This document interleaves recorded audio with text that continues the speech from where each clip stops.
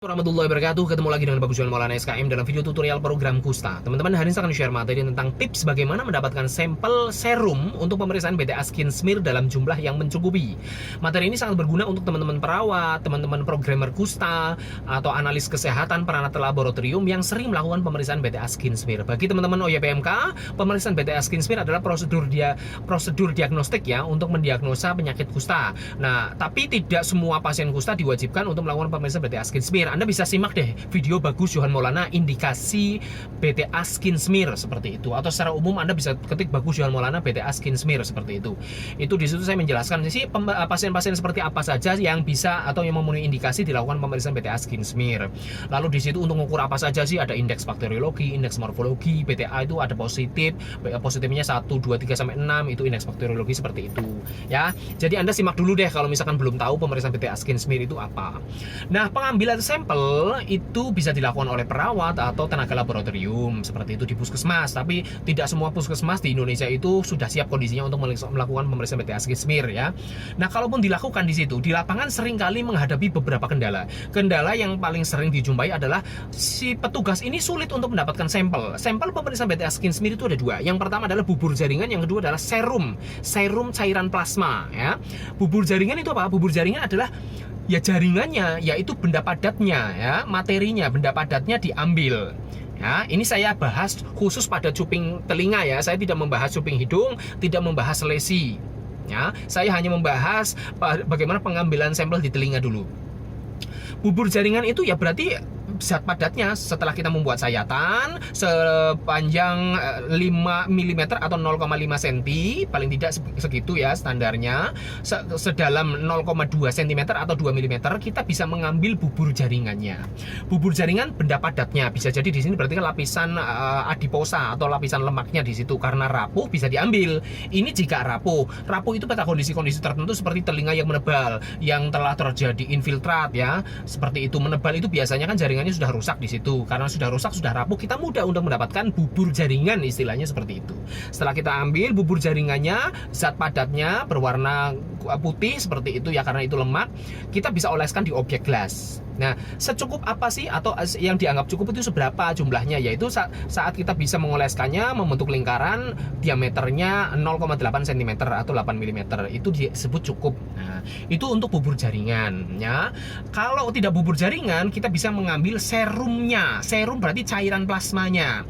Yang namanya darah, jika kita mengambil darah misalkan dari darah vena seperti itu dalam tabung vakuum, jika kita diamkan tabung vakuum itu 30 sampai 45 menit, maka si serum itu akan memisahkan diri. Jadi nanti itu akan terpisah, ada benda padatnya, ada benda cairnya ya. Benda padatnya itu berarti sel-sel darahnya. Serumnya itu cairan yang kekuningan, itu namanya serum plasma, itu protein. Nah, sampel serum itulah yang digunakan untuk pemeriksaan BTA Skin Smear. Di situ juga bisa kumannya itu ngumpul di situ, bisa kelihatan kalau di mikroskop seperti itu. Itu juga jumlahnya seberapa untuk dikatakan adekuat atau cukup ya, tatkala kita bisa mengoleskan di objek gelas sampai dengan lingkaran diameternya adalah 0,8 cm seperti itu. Nah, sekali lagi saya akan membahas tentang kesulitannya ya. Kesulitan mendapatkan bubur jaringan tadi. Telinga yang menebal, yang infiltrat, itu biasanya mudah sekali untuk didapatkan sampelnya, baik bubur jaringan maupun serumnya. Wong bubur jaringannya aja mudah, zat padatnya apalagi hanya sekedar cairan. Lebih sulit untuk mengambil bubur jaringan daripada serumnya.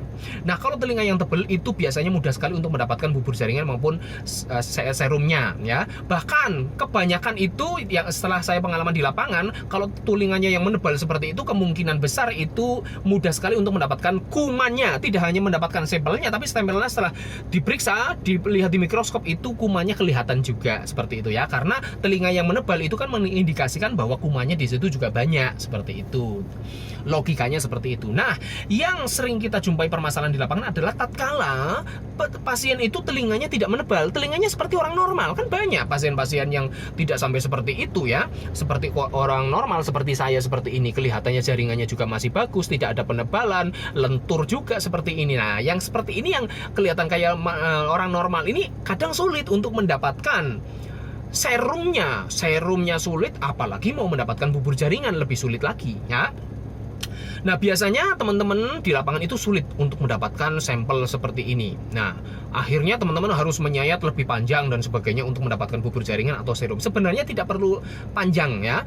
Standar sesuai dengan petunjuknya yaitu 5 mm atau setengah senti dengan kedalaman 0,2 cm atau 2 mm itu sudah cukup untuk bisa mendapatkan serum plasmanya ya. Kita tidak usah mendapatkan bubur jaringan deh kalau telinga kayak orang normal. Sulit Mas, karena jaringannya juga kuat, jaringan adiposanya juga tidak rapuh. Mau dicolek-colek kayak gini ya sulit, ya kan? Apalagi kita harus membongkarnya lebih dalam, sayatnya lebih dalam, malah darah yang keluar. Padahal pemberian seperti ini itu tidak boleh campur dengan darah karena itu akan mengacaukan dengan pembacaannya.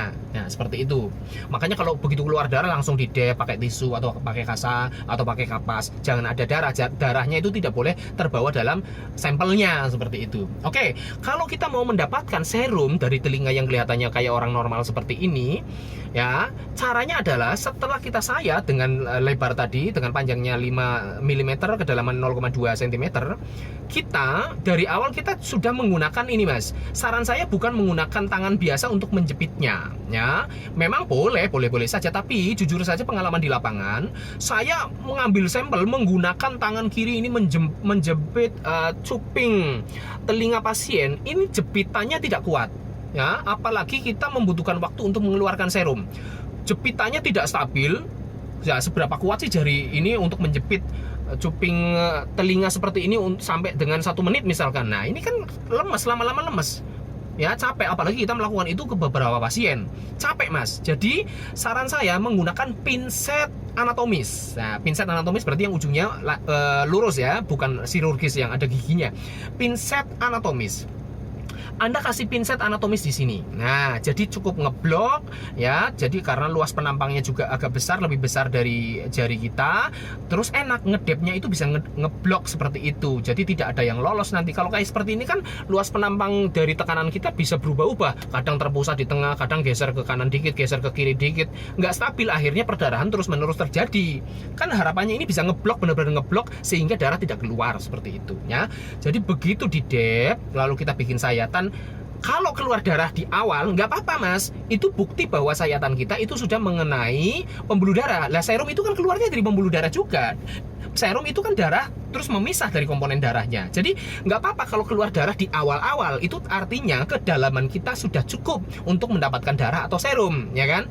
Serumnya itu akan keluar dari darah, dari pembuluh darah, karena serum adalah komponen darah juga. Oke, jika keluar darah didep dulu pakai tisu seperti itu, didep, dan ini tekanan di sini harus stabil, tekanannya harus stabil. Nah, serum itu akan memisah ya dari komponen padat. Tadi saya ceritakan kalau misalkan kita mengambil misalkan darah dari penderita, dari seseorang, misalkan kita ditabung vakuum, kalau kita diamkan 30 menit sampai 45 menit barulah itu akan terpisah serumnya dari komponen yang padatnya, dari sel darah yang padatnya. Artinya ya bukan berarti kita harus menjepit sampai 45 menit. Artinya serum itu membutuhkan waktu Mas. Sabar, membutuhkan waktu untuk memisahkan diri. Jadi Anda setelah menyayat terus keluar darah jangan pesimis.